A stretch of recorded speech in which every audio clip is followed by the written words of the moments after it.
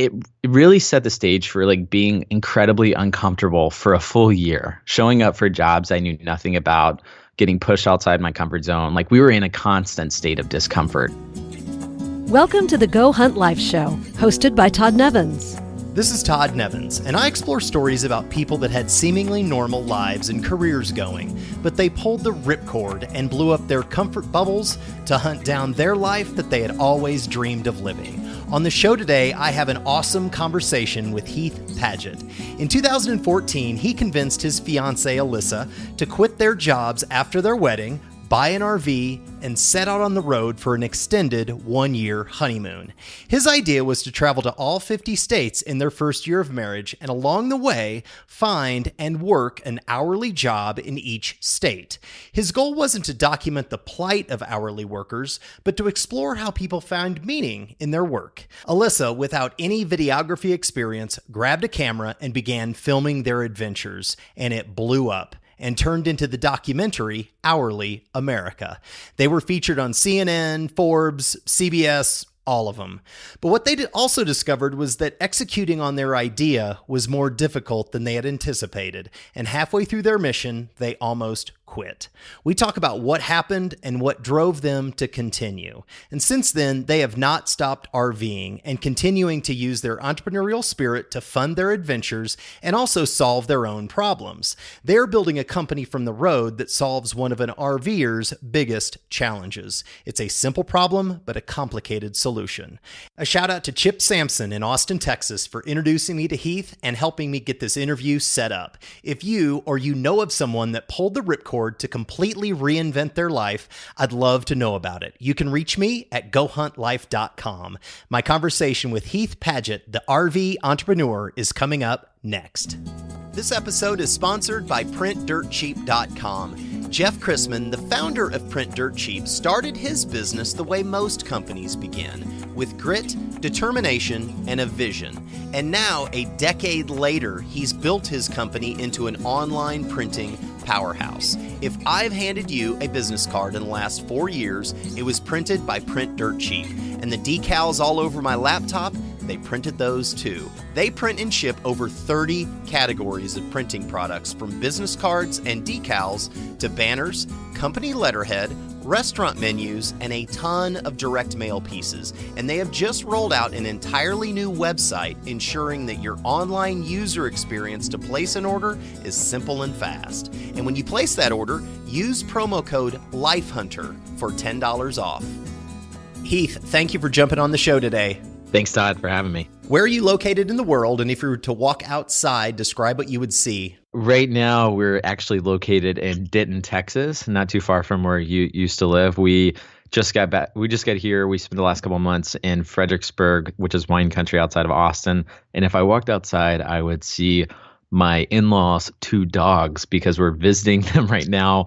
We're heading out for a 2-month camper van trip in New Zealand in 6 days. So we're up here visiting family before we leave. So mostly the 2 dogs is what I would see, because they'd be jumping all over me. Oh my gosh, Denton is awesome, but the camper van trip in New Zealand sounds incredible. All right, I want to get into that, definitely. How old are you? Are you married, and do you have kids? I am 27. We have been married for 4 years and no kids yet. All right. And what is your primary ways that you make money, and what is your profession? So we have 3 different ways that we earn income, even though my mom still kind of has trouble tracking. She has trouble explaining what we do.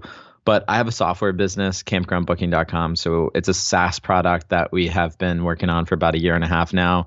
And it's we're producing revenue in the business, but none of the founders are pulling a salary yet. But that's still a huge focus of mine right now. Another section is our client business. So we do video production for clients. So in the past year, it's kind of a mix of video production and marketing consulting. So we've worked with companies in the past year a lot in the RV industry. So companies like Winnebago will hire us to come out and shoot a series of videos, help them promote some of their new products and things like that. So we've kind of done an array of different types of video production over the last couple of years, and we do that from the road. And then the third area is that I have a podcast like you and a blog that my wife and I run together. We have a conference that we put on for RV entrepreneurs, people who run a business full time from the road. And so that's kind of like the three different areas: software, client business, and then we have a blog, a podcast, and kind of a online community that we have grown together. But all three of those make sense. Like they feed each other. They're obviously they're in the same space and they build upon one another, correct? Totally. I mean, we started traveling the country in an RV 4 years ago, and it's kind of just going to be a short trip, and I'm sure we'll kind of get into that, but we ended up really liking it. And ever since then, we've kind of been merging more and more of what we wanted to do together. So now it's so intertwined, it's hard to see where one starts and one ends. For instance, we hosted a conference a few weeks ago called our RV Entrepreneur Summit. We've done it 2 years now, and it's like people who want to build products or apps or run an Etsy store or whatever kind of business from the road photography. And they all come together. But we also have sponsors who are part of that. And then we have campground booking, which is something that it's selfishly good for us to promote. And so it's like our community helps us share this new thing that we're building to serve the RV industry. And Alyssa will go do a book signing up in Toronto a couple weeks ago, and we were also there, and I was networking and building relationships with campgrounds that we want to sign up for our software business. But anyway, it's kind of one of those things. It's all so intertwined, but we've been pretty intentional on working to make it be more intertwined, because like a couple years ago, we were still doing video stuff, but I was filming we were filming a course for like prenatal breastfeeding consultants, like things that had nothing to do with RVing. And we were like, oh man, it was just so hard to shift mentalities from doing like something like that to going back to what we really wanted to be working on. Yeah, it sounds like you guys are staying in the same lane. No matter what you're working on, you're in the same lane, headed in the right direction. But okay. It took a while to get in the same lane, but yes. Well, let's go back when it sounds like you weren't. Let's go back to 2013, 2014, when it was before this life that you just outlined. Back in 2013, where were you living and what were you doing? I was in Austin, Texas. I was working at a software startup called You Earned It, and I was a sales guy. So I was employee number 13 there, and I had been out of college for probably like 6 months, or maybe like 4 or 5 months when I got that job, something like that. And I had been working there for probably 9 months, 8 or 9 months, until I realized that wasn't really something I wanted to be doing forever. I liked my team, I liked the company, but I just kind of felt discontent. Like I remember at one point just kind of finding a guy on Instagram who was traveling the country in a truck camper, which is like the kind of camper that you like put on the back of your truck. And he was just going to all these cool places. And I'm pretty sure he was a photographer for like Nat Geo or something like that. And I just remember thinking like, man, how cool would it be to be able to travel around? Because it's like my whole life had been really structured up to that point. I played baseball in college. And so it's like I had a routine my whole life. You know, it's like I'm in school, then I'm in college, and then I go from that to being in a job. And it's like I craved to be able to make my own schedule, to have some type of flexibility, to just figure out what I enjoyed doing. And I thought I knew what I wanted to do. I knew I wanted to have my own business of some sorts, but I just had that discontent feeling, if that makes sense. It does. And those people on Instagram with all of those followers, a vast majority of those followers are living vicariously through those people. Like, man, I wish I could do that. I would love to do that, but I can't because of fill in the blanks. Like, what were your excuses that maybe kept you doing that longer, or the easiest excuses that you could have pointed to say, you know what, man, I'm going to do this for 5 years and then do it? Yeah, I think I had less excuses than most people that have kids and things like that in a house. So I didn't have a kid, we didn't have kids or a house, and we were about to get married. But the easy excuses would have been, you know, I was 23. I need to go invest more time in my career because I haven't quote unquote earned the ability to go out and travel the country. And I also had close to $30,000 in student debt. Whoa. Yeah. So just being able to, you know, it just seemed kind of like it could be perceived as a pretty irresponsible decision. What were people telling you? Were you having these conversations with other people like, man, I'm thinking about quitting this job that I've had for less than a year. I'm in Austin, Texas. There could be worse places to live. I've got a job. I've got things going in the right direction, and I've got to pay off this debt. That That seems like a logical thing to keep you there. What were people telling you? Were people giving you different advice? Yeah, so Alyssa and we didn't want to really present like a haphazard plan to our families. So I remember we were like painting one day. Just she likes to paint and do stuff like that, and we were painting one day, and I'm not very artistic, so I came up with a checklist on my canvas. It said our Heath and Alyssa's secret plan, and it was basically like quit jobs, travel the country, and because we hadn't told anybody yet. And it's not that we were trying to be secretive. We wanted to be upfront with our parents, but we also just wanted to have more of a flushed out plan before presenting them with some crazy idea. And so we were just trying to kind of come up with more of a structure around what we wanted to do because we were going to get married. And basically the idea was it was super hot in Texas during the summertime. We wanted to go find a few different places around the country that we thought we wanted to potentially live, maybe do like an Airbnb in different spots and, look for jobs after that. It was kind of a figure it out after that. And Alyssa was sitting down one day on Pinterest and Google Maps looking at our route, and she basically realized like we're going to have to do a crazy zigzag all the way across the country to go to all these places because it was like Southern California, Boulder, North Carolina, all these places we had heard were really cool, but maybe we hadn't got to explore as much as we wanted to. And she was like, well, let's just go to all 50 states. It's on our bucket list. We're young, like it'd be an adventure to start off our marriage. Why not? And I thought that sounded like an awesome idea. And so we basically just started trying to figure out how we can make a trip like this happen. So all to answer your question, it finally, I guess Alyssa's parents found out that we were going to do this trip because during our registry, they were looking at what we had registered for.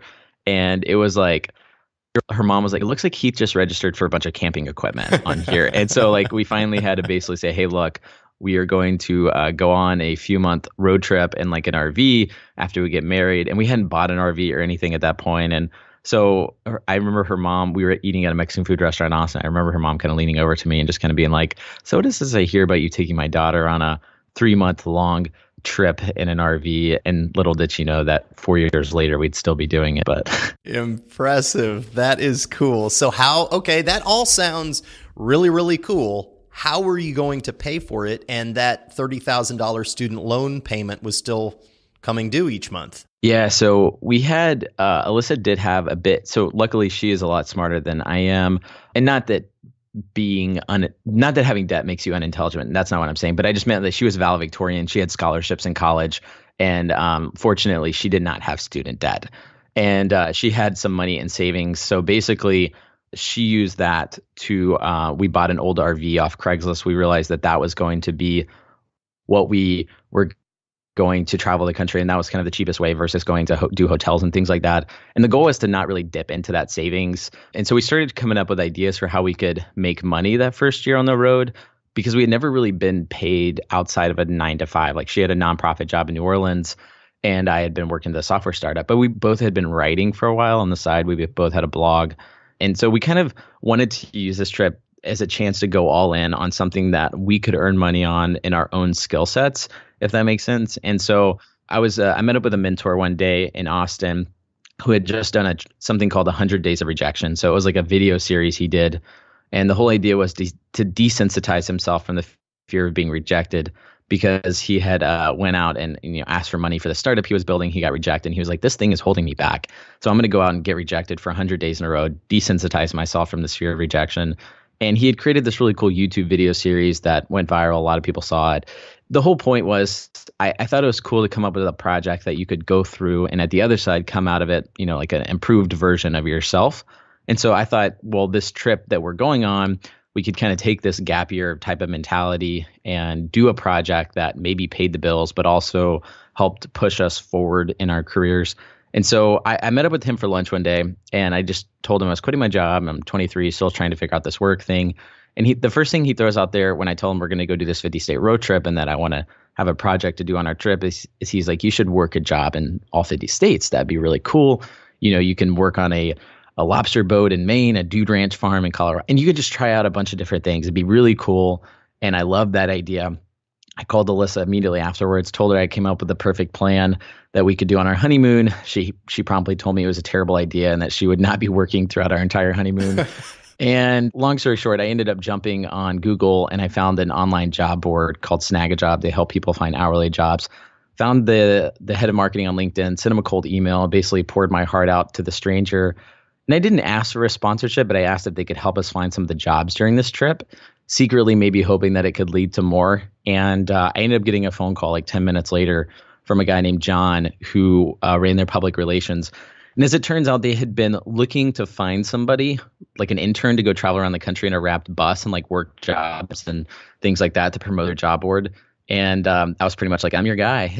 And even though we had like no plans, like I'm sitting in my cubicle, like hunched down, making like I went in this little room so my boss didn't hear me talking to this guy about this road trip because they didn't know. And I ended up hopping on a plane within like a week. I think I'd given like a 3-month heads up notice to my work because I wanted to be respectful and not tie loose ties, but they ended up replacing me within like a week, which was a totally stressful thing. So we didn't have all that income that we thought. But I went up to Richmond, Virginia to Snag a Job's headquarters. We sat down to talk about this project, and they liked me and I liked them. And basically they agreed to give us a set amount per month to go out and work these jobs and write a blog for their website.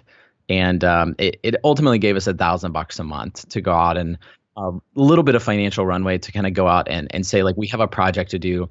We have the backing of this company. They ended up helping us get to Hawaii and Alaska. And it gave us a little bit of financial runway to go out and hit the road and know that we weren't going to be completely dependent. Of course, that wasn't enough. So we asked people to not like give us gifts during our wedding because we literally had no place to put them. Our wedding hashtag was Breaking Padgett because our RV looked like it was kind of off of Breaking Bad. And we got like a few grand. It maybe lasted like the first month. So we still had to figure out different ways to continue making income that first year on the road. But that was like the first foray into making some money on the road. I heard about this documentary a couple of years ago, and then I discovered your podcast a few months ago, and then you and I were introduced by a mutual friend, Chip Sampson. Thank you, Chip. And it wasn't until I found your podcast and started listening, and I looked at your profile and thought, wait, oh, that's that guy. That's awesome. Were you paid to work an hourly? Did you work like a week in each state, or how did you do that at each job? Most all of them were just a day. A few of the jobs were a couple days. And so I was not paid for any of them. The whole idea, I thought originally when I was going to do this trip before I had found Snag a Job that I was going to get paid. And so that was kind of the whole idea. It's like I'll work jobs and I'll get paid. But it ended up working out to where they paid me, which ended up, I think, working out better because then I didn't have to file 50 W-2s. That would have been a huge pain. But so I didn't actually get paid. And the whole idea was we didn't have any kind of predisposition about hourly jobs, but that's what Snag a Job happened to have for their job board. So that's what we did. So it was everything from working at Domino's and Buffalo Wild Wings to I got to be a zombie at Six Flags during their Fright Fest. And I worked for Denali National Park Service up in Alaska. So it was all different kinds of jobs. And there's a book called Nickeled and Dimed that kind of like shows the not great side of service industry. And we didn't really have that perception. This was more along the lines of like, we want to go on this adventurous trip. This is a project that's going to put us outside our comfort zone. We're going to meet people in there. It's very much like the format of like a podcast. Like I spent the day apprenticing people. And then I sat down and interviewed them on camera to ask them, why they enjoyed what they did, what they liked about it, how they felt about finding work they were passionate about and things like that. And so it's kind of like our first jump into, doing what I do now on the podcast and just a way to get to know people and try out different types of career options to see what I like, what I didn't like, et cetera. And also Alyssa didn't have any experience being a videographer, filming, correct? She had zero experience. So she's learning. She's pulled the ripcord on her career and learning something completely new to her as well. And she should get so much more credit than she does because I got back from that trip from Snag a Job, and then John, the guy from Snag a Job, reached out and he's like, Heath, this sounds great. We're excited to work with you, but we have some film equipment lying around. How would you feel about turning this trip into a documentary project? And it was on our bucket list to go to all 50. We wrote down like a whole bunch of random stuff on our bucket list. And Alyssa screenshotted it because she's a amazing partner, and she was like, I'm going to hold you to these things. So all these crazy things that I said I was going to do, she's actually holding me to them. And one of them was film a documentary over something I'm passionate about. And So I told her, John wants to send us some film equipment to turn this into a documentary. She said, that sounds great. It's on your list. You have to do it. And I was like, just so you know, you're actually going to have to film me for the next year working in all 50 states. She thought about it for, a minute. And because she's awesome, she said, let's do it. And so she, like the morning of our wedding, literally the morning of our wedding, 2 cameras showed up in the mail at her apartment. 4 days later, we hit the road in our 1994 motorhome and, spent the next year traveling across the country, learning how to operate a camera and film a documentary and live life together in this tiny little space and figure out how to make it all work.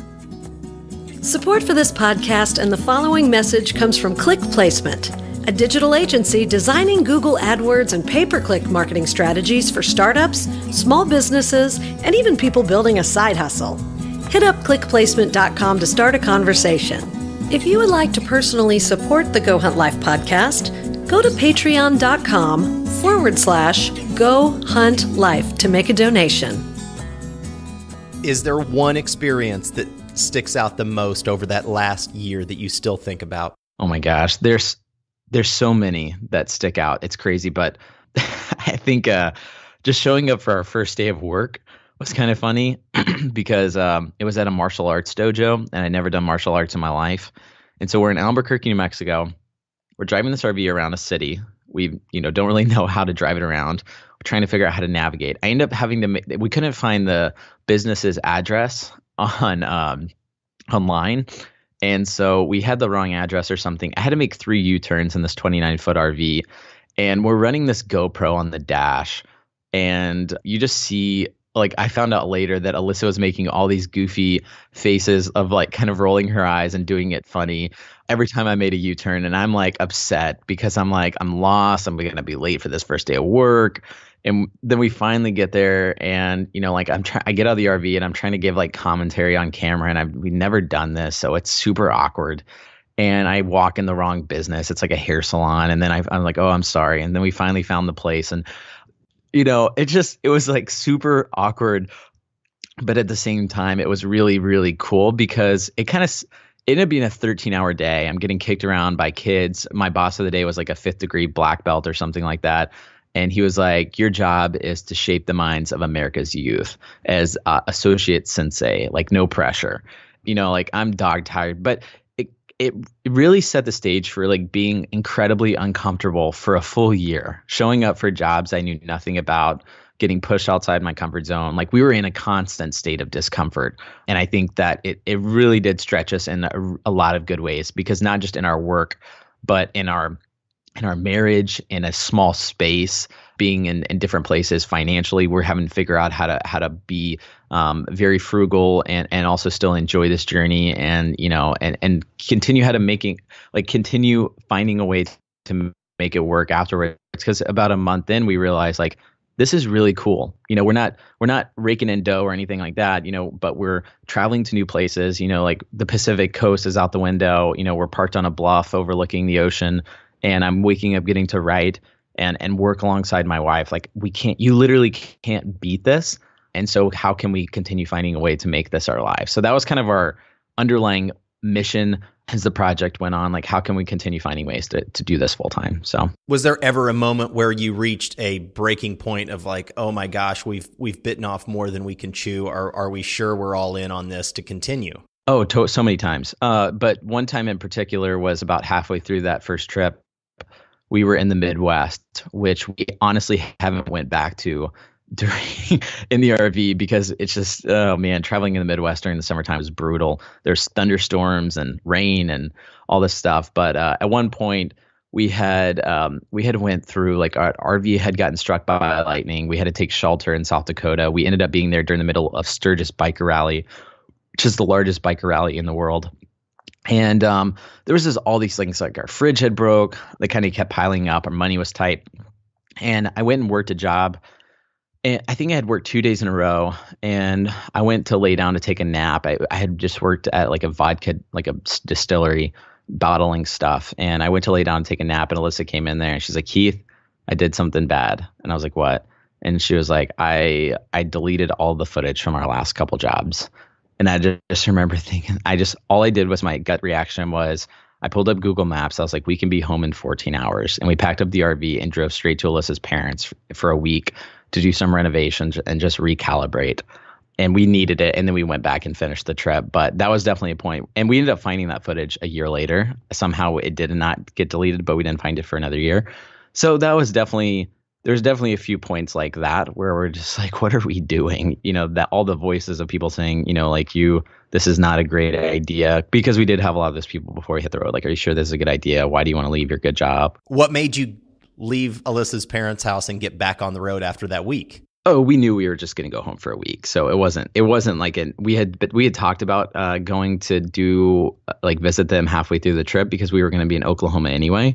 So it wasn't like we were quitting. It was just like we need to go. Like, we just need to go spend some time with family and just take a beat, Was there any pressure from your sponsor to say, hey, we need footage. We need you guys to keep going. Our agreement was a whole year. Not at all. We had a good relationship with them. I think one of my things I had struggled with before the trip was just finishing projects. Like, I had a business idea I want to start, I didn't finish.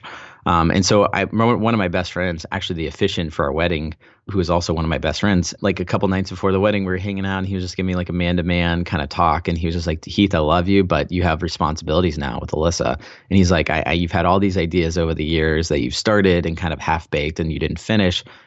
He's like, I think this idea for Hourly America, your trip across the country is cool, but I just want to see you finish something more than anything. And so having the sponsor was great, because it literally contractually obligated us to travel to all 50 states. And so internally, a big driver was just finish, just get to that finish line and go through it. So we got picked up by a lot of media on the trip. CNN actually found us on Twitter. They, saw that we were traveling. I think I followed them, and they just looked and saw that, we were a young couple on our honeymoon traveling across the country. And they did a story on us when we were in New York. And then we ended up doing like Fox and Friends morning show. And I forget the names. Anyway, we did a bunch. So the sponsor was really happy because, we mentioned them and, got publicity for the trip. And we wrote all the blogs and did all of our deliverables. And then for the documentary element, that was actually on us. So they never actually tried to control any of the process. And I think some people worry about that if they do a sponsored anything, is that it could dilute the quality, and it totally can. But fortunately, in our situation, we had 100% control over whatever we said. And we were respectful, and we had a great relationship with them. So there was never any reason not to. You wrote an article on October 16th, 2015, titled, "Don't Wait to Live Your Life." Why did you feel compelled to write that? And what is the biggest takeaway from that article? I felt compelled to write that because I think about it all the time. And one thing that we heard whenever we hit the road was you hear these stories. I heard one recently. So we went to the Tampa RV show, and it was, everyone talks about the dream of traveling with their wife or their spouse or whoever whenever they retire. So that's like a very common American dream that a lot of people talk about. Not everyone, but a lot of people. And I heard a story of this lady who they bought their RV, they retired, went and bought their RV, they went to a gas station to fill it up. He had a heart attack and died on the spot. So she was like trying to, take it back. And sadly enough, I've heard that being in the RV circle where, we're typically like quite a bit younger than most people, we've heard that story a lot. This idea of people, kind of waiting until the perfect time to go out and travel and do the things that they want to do. So we had so many people that they were excited that we didn't wait to do that. And one of my best friends has a quote about travel that I love, which is, there's never a right time to travel, because when you're young, you have the energy and the time, but not the financial means. When you're middle age, you have kids and all this stuff. So you have the energy and the financial means usually, but not the time because you're busy. And then when you're older, you have the time and the means, but not the energy because you're older, you're tired. And so no matter when you go out and travel, there's never going to be a perfect time to go out and see the world and do the things that you want to do. There's always going to be a sacrifice. And so for us, that sacrifice was, is it irresponsible at 23 in our career to go travel and see the country when we have debt, when we haven't yet figured out this whole work thing, when we don't have parents who are bankrolling this trip? And there was those competing voices in our head a lot. And ultimately, we made a precedence to pay off debt. And so this past fall, finished paying off all $30,000 of student debt. We've now been to all 50 states. We've done a bunch of Canadian provinces. We're now going to do some RV trips internationally. We've built a good business together on the road. And internally, it feels good because it's one of those things that there were a lot of those voices, and I'm sure people who are like thinking this is crazy, this is irresponsible, you can't do this. But I think it's just a good example of what you can be capable of and what options are open. Because I never thought when we were in college that you could go travel around the country and make your living. And still when we meet people, they're really amazed. They're like, what, you can make a living traveling across the country in an RV? Yeah, I mean, anywhere with an internet connection, it's very common. So it's just one of those things it's kind of cool. And you're also building a startup from your RV, from the road, constantly moving, campground booking. How do the dynamics change since you are constantly moving to help build your business, meet clients, market it, capital, all of those things when you're moving all over? We've kind of intertwined it into our whole story for the business. So one of the first things we realized, I was in a software business in Austin, and when we hit the road, there's this huge gap of technology in the RV industry. It's just very old school. You have a lot of people that are the industry skews much older, and in the past couple of years, just specifically, it's grown a bit younger. But a lot of campgrounds still don't even do online reservations, which is crazy because it's 2018. So we basically struggled with this whole idea of not being able to easily book campgrounds on the road. And some of the campgrounds that did have online systems, we were just like, this is terrible. It's very fragmented. So you've got like review sites that aren't really connected. Like you have TripAdvisor in the indoor hospitality with hotels and stuff. And you could book on all these different sites. You can, whatever, it's all connected. You can pull availability, see what's available. In the RV industry, it's not like that. So if I'm rolling into a town at 7 p.m., I have no idea who actually has availability. I physically have to go show up or hope that somebody's working late in the office. And I just thought we thought this was crazy. And we ended up kind of building a community around other people who were working on the road. And I met a guy named Bob who was a web designer, and we started kicking around this idea. He just hit the road in an RV, and then almost like I guess a year later or several months later, ended up meeting another guy named Paul who was getting ready to hit the road with his wife in an RV, and he had previously been at MapQuest and done some work with Priceline. And essentially, we just realized that we could kind of put our heads together and start solving this problem. So in the fall of 2016, we formed our business, Nomad Reservations LLC, and decided to start working together on a way to solve the booking process and improve it and kind of approach it with an open mind. So the past year, what that actually has looked like is we decided to bootstrap the business. We all had clients that could kind of sustain our bills while we built out a software product. And over the past year, all three of us have showed up at different campgrounds and to kind of beta test this and get feedback from parks and talk with people in the industry. And then this January we launched. We got a contract with the Canadian Campground Association, which is 2,100 parks up in Canada, and we rolled out in BC in January. So we have about 20 parks using the system now. We've processed about $120,000 of reservations in the past 2 months. So we're very much just getting started. Like we're literally just getting going. But it still feels good to actually see a problem, a pain point in this industry that we've kind of grown to love, and also be building something that's much bigger than just our time for clients and things like that. So you've processed $120,000 in payments in the first 2 months of the year. Is that right? Yes. What's it going to look like at the end of the year? What's the dollar amount of payments processed where you would look at that and think, wow, we are really on our path? I wouldn't even think of payments. I want to get our monthly recurring revenue up to, $5-10 grand a month. So I really, because that's actually what's going in our pocket. I want to get that up to a point where, we can start. It's probably going to be another year and a half before any of the founders can start taking money from the business in any meaningful way, maybe even longer potentially. So I have no idea what the amount processed in our system, what I'd be excited to look at, because a month ago I was just excited that we were taking any money in the system, because for a year and a half you're building something that's not out there, and you hear the term build an MVP, ship it to market, whatever. And we did that. We actually built something, and for 4 months, we had a customer on board use it in January of 2017. And it was too early. It didn't work for them. They didn't like it. We didn't have the time and bandwidth to fix it. And then several months later, we ended up getting this contract with this Canadian Campground Association and finally getting some people on board. And it has taken so much longer than I would have thought. And I struggle.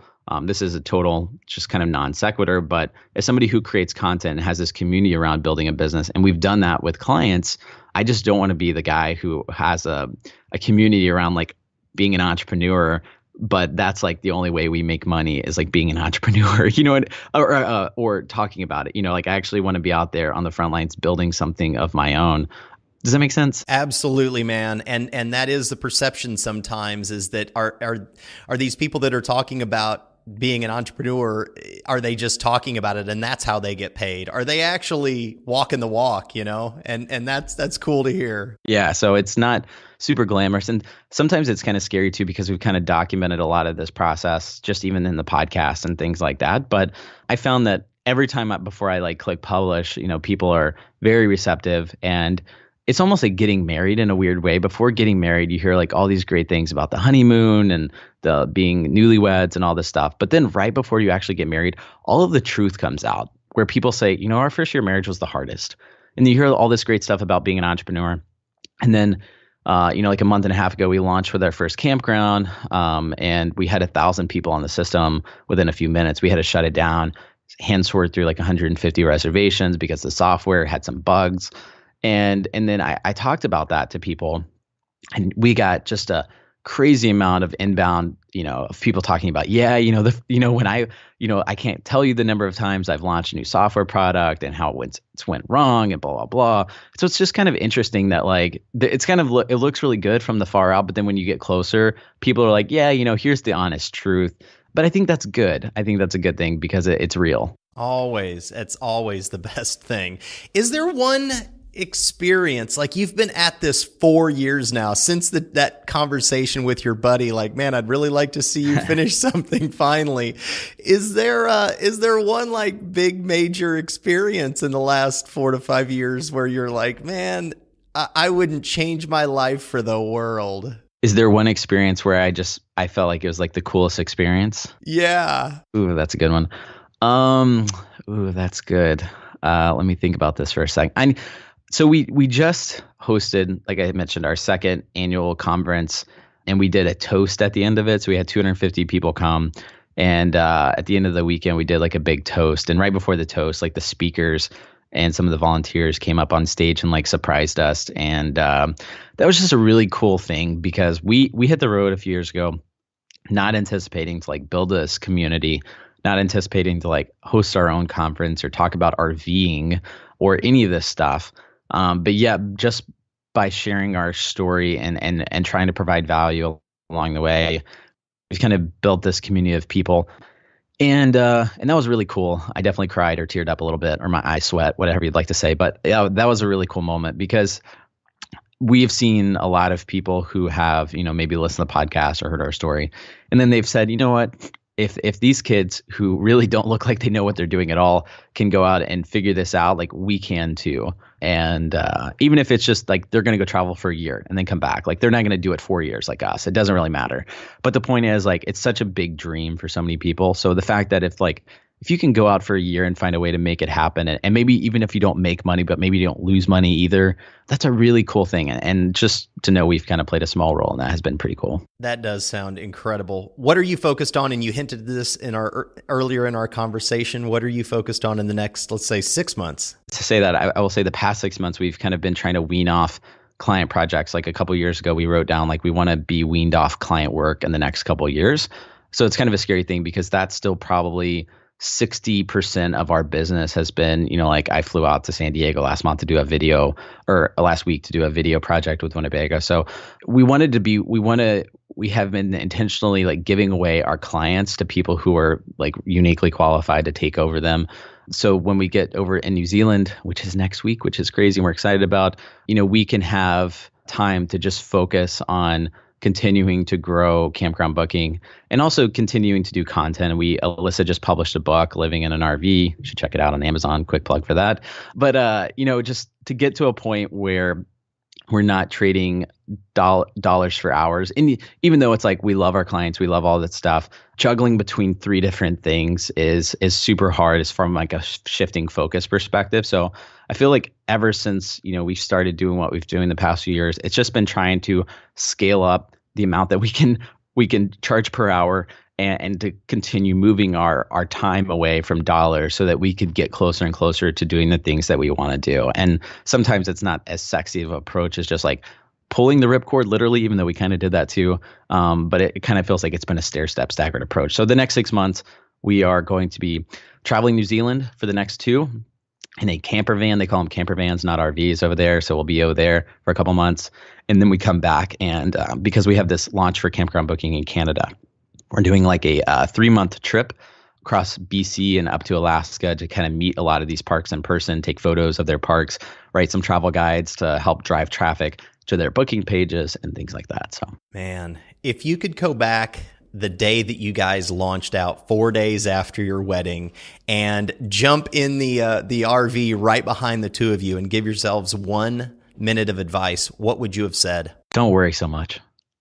It's all going to be good. Yeah. Don't worry so much. It's all going to be good. Yeah. You can find Heath and Alyssa at campgroundbooking.com, RV Entrepreneur Podcast. You are 122 episodes in of incredible content. I've checked it out. It is super cool. It's not just about RV living. It's about like location independence and building a business for yourself no matter where you live. It's an awesome podcast. Also at heathandalyssa.com, HEATH and ALYSSA, and Facebook and Insta at Heath and Alyssa, Twitter, Heath Padgett, and at Booking a Campground. And the Amazon book is Living in an RV. Yep, a beginner's guide to living in an RV. Everything that Alyssa wished she knew before traveling full time. Perfect. And we've got to thank Chip Sampson for introducing us. And Heath, I really do appreciate your time and you sharing your story with me. Thank you so much, Todd.